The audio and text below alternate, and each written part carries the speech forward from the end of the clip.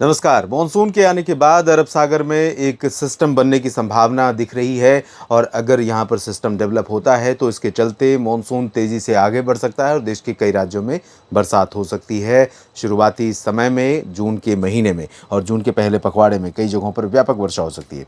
इस बीच आपको बता दूं कि इस बार के प्री मॉनसून सीजन में 1 मार्च से लेकर 31 मई के बीच में बारिश कितनी हुई है।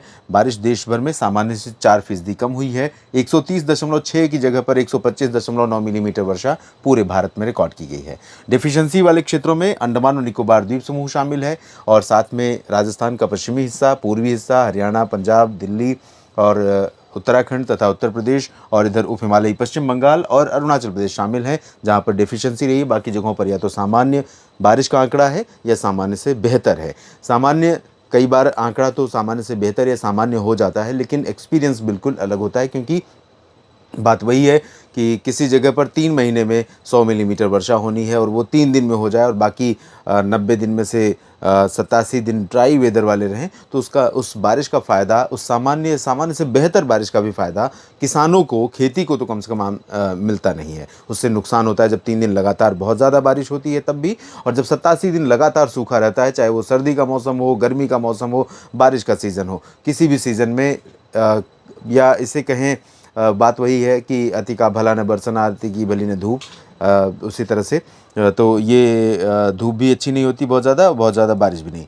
और फिलहाल तापमान की बात करें पिछले 24 घंटों में सबसे गर्म शहरों की, तो ये तापमान ऑलमोस्ट वही है जो कल मैंने आपको शाम के समय दिखाए थे, जिसमें 46.9 डिग्री सेल्सियस झांसी में कल 47 दिख रहा था, लेकिन वो अपडेट हुआ होगा डेटा, तो 46.9 आया है मैक्सिमम, यानी 47 डिग्री फिर भी है। ब्रह्मपुरी महाराष्ट्र में 46.5 और गंगानगर में 46.2, इतना ही तापमान हमीरपुर में रहा। कोटा और सतना में 46.1, 46 डिग्री पारा तितलागढ़ और वर्धा में रिकॉर्ड किया गया। औरई में 45.7 और 45.7 रायपुर छत्तीसगढ़ में रहा। दुर्ग में 45.6 और इतना ही तापमान रिकॉर्ड किया गया मध्य प्रदेश में ग्वालियर और सीधी में भी। और 45.5 अमृतसर बोलांगीर में रहा। 45.4 डिग्री पारा 3 जगहों पर रहा, डाल्टनगंज, खजुराहो और नागपुर, यानी अलग अलग जगहों पर अलग अलग स्थिति। और डाल्टनगंज यानी झारखंड में कई जगहों पर बरसात भी हो रही है। 45.4 डिग्री सेल्सियस तो रहा। लुधियाना में 45.3 और 45.2 डिग्री पारा माना, रीवा और रोहतक में रहा। चंद्रपुर में 45 और साथ ही साथ हिसार और नौगांव में भी 45 डिग्री पारा। 44.9 डिग्री गोंदिया में रहा। बिलासपुर में 44.8 और 44.6 डिग्री सेल्सियस तापमान 3 जगहों पर रहा, अमरावती, भवानीपटना, पटियाला। और चंडीगढ़ में 44.5 डिग्री पारा रहा, उतना ही तापमान दमोह और यवतमाल में रिकॉर्ड किया गया। दिल्ली के सफदरजंग पर 44.2 और सिमिलर टेम्परेचर शिवपुरी मध्य प्रदेश, टीकमगढ़ मध्य प्रदेश, ऊना हिमाचल प्रदेश और दिल्ली के पालम में 44.1 और 44 डिग्री सेल्सियस तापमान कई जगहों पर रिकॉर्ड किया गया है।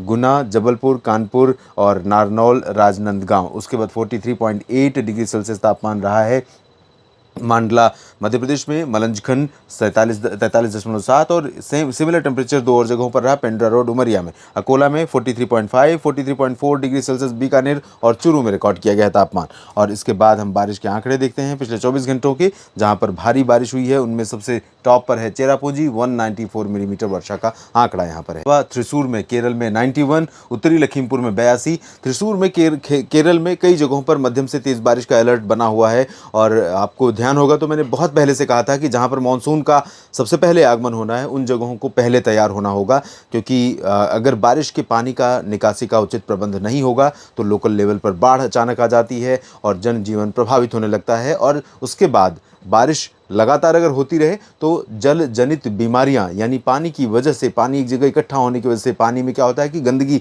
बहुत ज़्यादा इकट्ठा हो जाती है शुरुआती बरसात में, तो उसमें जल जनित बीमारियों की संख्या या उनका जो संक्रमण है वो बढ़ जाता है। तो इसके लिए भी तैयार हमें रहना पड़ेगा। उत्तरी लखीमपुर यानी कि असम में 82 मिलीमीटर, नैनकावरी 77, मजबत में 74, तेजपुर में 71, कूच बिहार में 63। असम में बहुत भारी बारिश हो रही है। जलपाईगुड़ी में 56, 51 हुई है बेंगलोर के हिंदुस्तान एयरपोर्ट पर। और वलपराई में 44-42 मिलीमीटर संबलपुर और तिरुतानी में हुई है। डिब्रूगढ़ में 38 और मायाबंदर में भी 38 मिलीमीटर वर्षा हुई है। 37 मिलीमीटर कोचीन और तिरुचिरापल्ली में। बेंगलोर में 30 मिलीमीटर, 28 शिलोंग में। कडप्पा में 27 और धुबरी में भी 27 मिलीमीटर बारिश हुई है। 26 हुई है लुमडिंग में, मांड्या में 26, चिंतामणि में 25 और तिरुपति में 25 मिलीमीटर बारिश, 24 हुई है करीपुर में, और उदगमंडलम में बारिश 22 मिलीमीटर हुई है, 21 मिलीमीटर पासीघाट में, चिकमगलूर और ग्वालपाड़ा में 20 मिलीमीटर बारिश रिकॉर्ड की गई, जबकि 19 मिलीमीटर बारिश का आंकड़ा 3 जगहों पर रहा। बारापानी, गुवाहाटी, जमशेदपुर, गोलाघाट में बारिश 18 मिलीमीटर रही है। पोर्ट ब्लेयर में भी सिमिलर बारिश हुई है। देहरादून में 17 और 17 मिलीमीटर कई जगहों पर हुई है। धर्मपुरी और हसन कराईकल सुंदरगढ़ में, और 16 मिलीमीटर सिलीगुड़ी में बारिश हुई है, और फुर्सतगंज में बारिश माफ़ कीजिएगा 15 मिलीमीटर हुई है फुर्सतगंज में, नागापट्टिनम में 15 और सुपौल में भी 15 मिलीमीटर वर्षा रहा है। वर्षा का आंकड़ा रहा है। 14 मिलीमीटर भवानीपटना और हडबे में, आरोग्यवरम में बारिश रिकॉर्ड की गई। 12 मिलीमीटर हुई है 3 जगहों पर, मिदनापुर, पेटजोरहाट, शांति निकेतन और उरई में 11 मिलीमीटर वर्षा रिकॉर्ड की गई है। तो ये रही है बारिश की स्थिति। अब देखें कि अगले 10 दिनों में बारिश किस तरह की रहेगी। उससे पहले मैं एक बार नज़र डालना चाहूँगा कि जो संभावना अरब सागर में सिस्टम बनने की है, साइक्लोन कहना अभी जल्दबाजी है, लेकिन सिस्टम बनने की संभावना नज़र आ रही है, और वो जाकर के नज़र आ रही है 11 जून के आसपास, जब यहाँ पर देखिए काफ़ी तेज़ हवाएं चलेंगी और काफ़ी प्रबल सिस्टम की स्थिति दिख रही है। लगभग 65 किलोमीटर प्रति घंटे की रफ्तार की इसकी हवाएं हो सकती हैं अभी जो प्रोजेक्शन है, लेकिन ये इनिशियल प्रोजेक्शन है। ये ज़्यादातर गलत हो जाते हैं, कभी कभी सही भी होते हैं। मानसून का सीज़न है, हवाएं चल रही हैं, समुद्र की सतह का तापमान ठीक होगा, वर्टिकल विंड शेयर ठीक होगा, तो ऐसे में ऐसे सिस्टम बनने की संभावना को रूल आउट पूरी तरह से नहीं कर सकते। तो अभी इस संभावना में लगभग 8 से 10 दिन का समय बाकी है।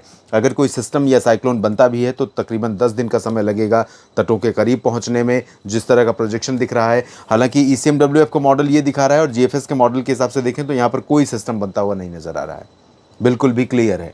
तो हवाएं तो चलती रहेंगी, बादल बनते रहेंगे, बरसात होती रहेगी मुंबई समेत उत्तरी महाराष्ट्र के कोंकण गोवा रीजन में, जहाँ पर मानसून पहुँच जाएगा, और सूरत, वलसाड़, नवसारी और डांग, तापी, भरूच में भी बारिश शुरू हो जाएगी गुजरात में। लेकिन इस सिस्टम को रूल आउट कर नहीं सकते, इस पर नज़र बनाकर रखनी होगी कि क्या बनने वाला है। अचानक यूं ही कोई मॉडल, जिसे कहते हैं ना कि अगर धुआं कहीं उठ रहा है तो कुछ तो आग की चिंगारी या कुछ तो होगा। तो ये जो सिग्नल मिल रहा है, कहीं ना कहीं संभावना कुछ होगी। हो सकता है लो प्रेशर ही बने, हो सकता है डिप्रेशन तक की इंटेंसिटी रहे, लेकिन उस पर नज़र रखनी होगी, क्योंकि यहाँ पर अगर डिप्रेशन या डीप डिप्रेशन की इंटेंसिटी में भी अगर ये सिस्टम लैंडफॉल करता है तो इनिशियल फेज़ में ही, मानसून के शुरुआती महीने में ही ठीक ठाक बाढ़ जैसी स्थिति यहाँ पर कोस्टल पोर्शन में पैदा हो जाएगी। और यहाँ पर देखते हैं कि क्या संभावना लग रही है बारिश की अगले 10 दिनों के दौरान। केरल में और दक्षिण भारत के बाकी हिस्सों में, केरल में जो बाकी भाग बचे हुए हैं या फिर अरब सागर का जो बाकी हिस्सा बचा हुआ है, इन भागों में आगे बढ़ सकता है मानसून जल्दी ही। और यहाँ पर भी आगे की तमिलनाडु और कर्नाटक, आंध्र प्रदेश तथा बंगाल की खाड़ी में भी मानसून में प्रोग्रेस होने की संभावना है, क्योंकि परिस्थितियाँ यहाँ पर इसको रोकने के लिए विपरीत नहीं दिख रही हैं। अनुकूल के बारे में बोलने से बेहतर है ये बोलना कि आगे नहीं बढ़ेगा, ऐसे इसके लिए कोई बाधा अभी फ़िलहाल नहीं नज़र आ रही है। तो मुझे लगता है कि बढ़ने की संभावना ठीक है।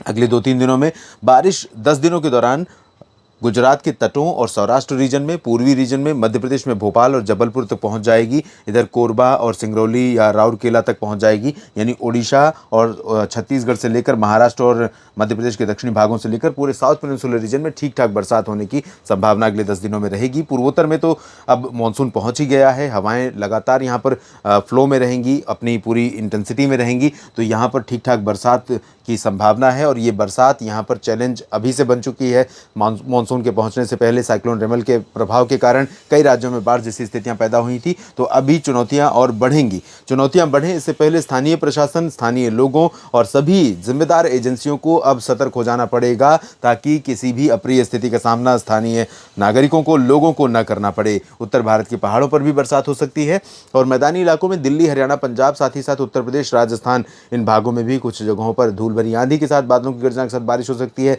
रेड अलर्ट अभी फिलहाल हीट वेव का या ऑरेंज अलर्ट यहाँ से हट गया है। टेम्परेचर गिर गए हैं, टेम्परेचर 44, 45, 46 डिग्री के आसपास ही रहेंगे, लेकिन फिर भी गर्मी और असहजता यहाँ पर बहुत ज़्यादा रहेगी, वजह उमस का बढ़ना है। इस वीडियो में भी इतना ही। बने रहेगा लगातार न्यूज़ मीडिया मंच और मौसम तक चैनल पर, और इस जानकारी के अलावा एक लाइव लेकर जुड़ूंगा शाम के समय मौसम तक पर। आप अगर समय मिले तो ज़रूर जुड़िए। धन्यवाद।